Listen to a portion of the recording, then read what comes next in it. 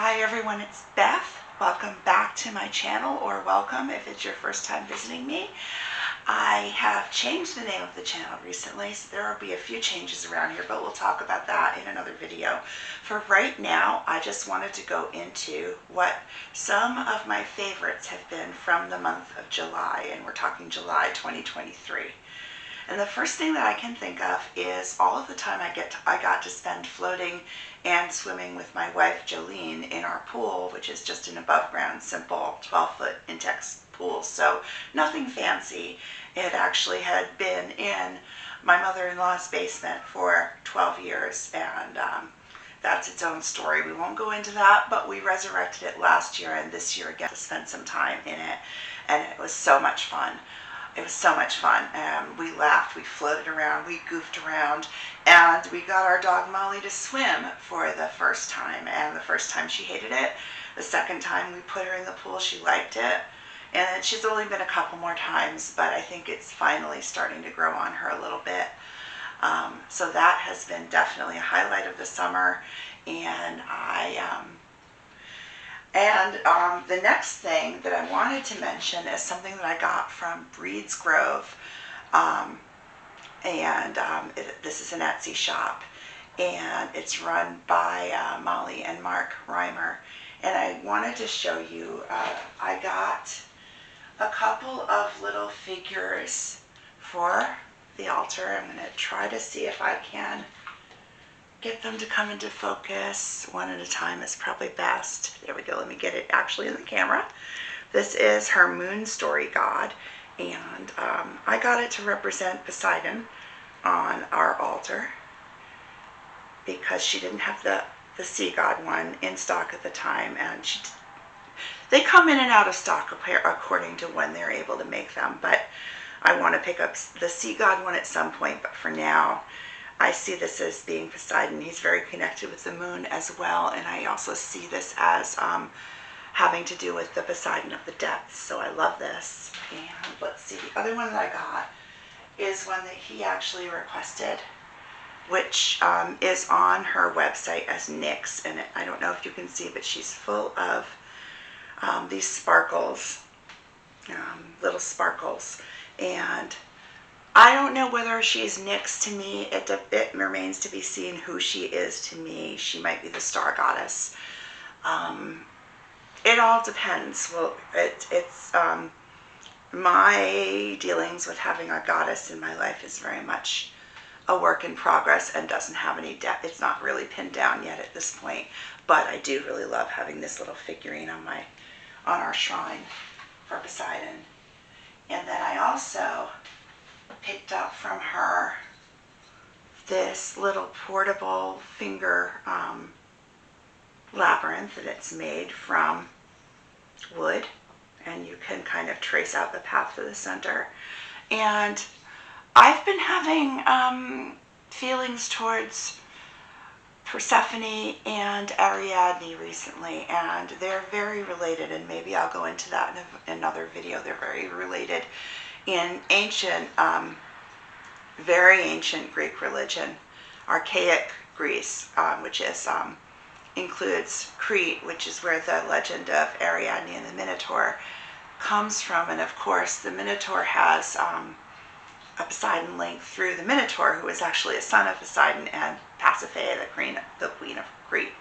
So this is very linked in with him. But I've also been feeling some Persephone and or Ariadne vibes recently, and that should prove interesting in the future. And then my wife Jolene picked this up, and this is a little bowl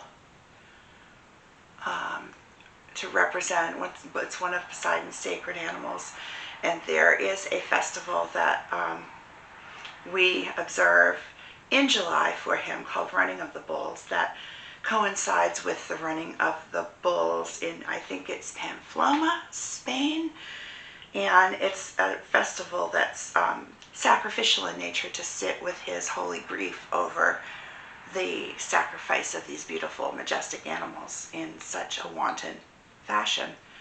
And so it's not a rah-rah celebratory festival so much, but it is one that means a lot to us. And this was not one of my favorite things of July. It happened that the second day of the festival this year, I fell off of our pool ladder and was pretty badly injured and had massive swelling in my lower abdomen, and lots of bruising. And I'm lucky I didn't actually have internal bleeding. And I think next year I should probably plan a sacrifice better. I'm not saying this was his fault or anything, but I should plan something because of the nature of the holiday. So that was something that happened and was not my favorite, but I thought I would mention it while we're talking about stuff. And then also, what else? I have done a lot of reading this past summer because I was sick a lot with asthma and allergies, and then with this injury that I mentioned. And I read a number of novels. A lot of them were paranormal, women's fiction, or cozy mysteries. But then I read this book on, and it is available on the app that I'm forgetting the name of right now, but I will find out for you in a second. And it's this book, The Writing Retreat, and I probably should get a picture to insert. It's by Julia Bartz.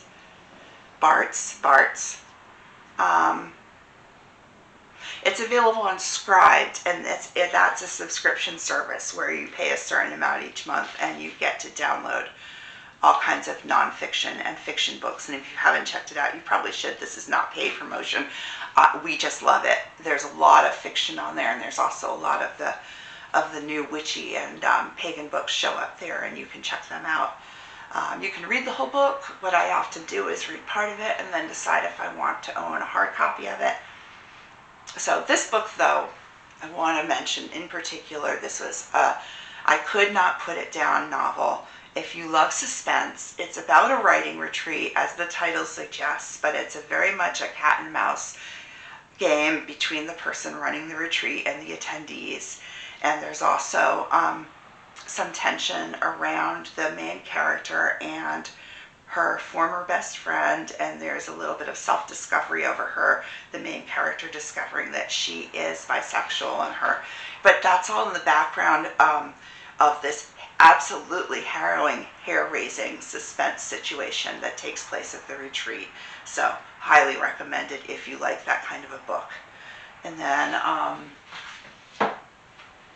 I also got new hand-knitted socks, courtesy of my wife, who is the primary knitter in this family. I do some knitting, but not to the extent that she does, or nearly as well as she does. And these are little shorty socks. They are wool, but they are washable wool, and they actually feel like cotton. And I've been wearing them sometimes in the winter, partly because I have Raynaud's, which is a condition where you don't have circulation in your toes, so you need to keep them warm sometimes, even in things like air conditioning.